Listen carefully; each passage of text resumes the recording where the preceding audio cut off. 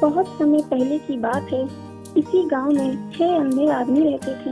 एक दिन गांव वालों ने उन्हें बताया, अरे आज गांव में हाथी आया है। उन्होंने आज तक बस हाथियों के बारे में सुना था, पर कभी छूकर महसूस नहीं किया था। उन्होंने निश्चय किया कि भले ही हम हाथी को देख नहीं सकते, पर आज हम सब चलकर उसे महसूस तो कर सकते हैं ना। और फिर वो सब उस जगह की तरफ बढ़ चले जहाँ हाथी आया हुआ था। सभी ने हाथी को छूना शुरू किया। पहले व्यक्ति ने हाथी का पैर छूते हुए कहा, मैं समझ गया, हाथी एक खंभे की तरह होता है। दूसरे व्यक्ति ने पूंछ पकड़ते हुए कहा, अरे नहीं, हाथी तो रस्सी की तरह होता है। तीसरे व्यक्ति ने सूंड पकड़ते हुए कहा, मैं बताता हूँ, ये तो पेड़ की तनी की तरह है। चौथे व्यक्ति ने कान छूते हुए सभी को समझाया, तुम लोग क्या बात कर रहे हो, हाथी एक बड़े हाथ की पंख की तरह होता है। पांचवें व्यक्ति ने पेट पर हाथ रखते हुए कहा, नहीं नहीं, ये तो एक दीवार की तरह है। छठे व्यक्ति ने अपनी बात रखी, ऐसा नहीं है, हाथी तो एक कठोर नली की तरह होता है। और फिर सभी आपस में बहस करने लगे और खुद को सही साबित करने में लग गए। उनकी बहस तेज होती गई और ऐसा लगने लगा मानो वो आपस में लड़ ही पड़ेंगे। तभी वहां से एक बुद्धिमान व्यक्ति गुजर रहा था।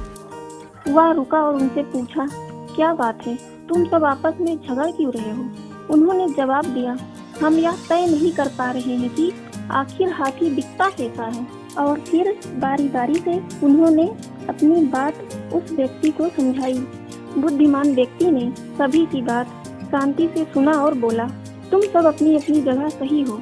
तुम्हारे वर्णन में अंतर इसलिए है क्योंकि तुम सबने हाथी के अलग अलग भाग छुए हैं, पर देखा जाए तो तुम लोगों ने जो कुछ भी बताया वो सभी बातें हाथी के वर्णन के लिए सही बैठती है। सभी ने एक साथ जवाब दिया, अच्छा ऐसा है। उसके बाद कोई विवाद नहीं हुआ और सभी खुश हो गए कि वो सभी सच कह रहे थे।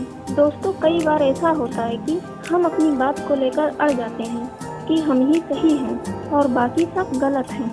लेकिन यह संभव है कि हमें सिक्के का एक ही पहलू दिख रहा हो और उसके अलावा भी कुछ ऐसे तथ्य हों जो सही हों। इसलिए हमें अपनी बात तो रखनी चाहिए, पर दूसरों की बात भी सब्र से सुननी चाहिए और कभी भी बेकार की बहस में नहीं पड़ना चाहिए। वेदों में भी कहा गया है कि एक सत्य को कई तरीकों से बताया जा सकता है। तो अब अगली बार आप ऐसे किसी बहस में पड़े तो याद कर लीजिएगा कि कहीं ऐसा तो नहीं कि आपके हाथ में सिर्फ पूंछ है और बाकी हिस्से किसी और के साथ हैं। गाइस, मैं आशा करती हूँ कि आपने कहानी की गहराई को अच्छी तरह से समझा होगा। वीडियो अच्छी लगी, इन्फॉर्मेटिव लगी तो लाइक कर दीजिएगा। चैनल को सब्सक्राइब कर नोटिफिकेशन बेल ऑन कर दीजिएगा। वीडियो को शेयर कर हमारा सपोर्ट करिएगा। Thanks for watching my video.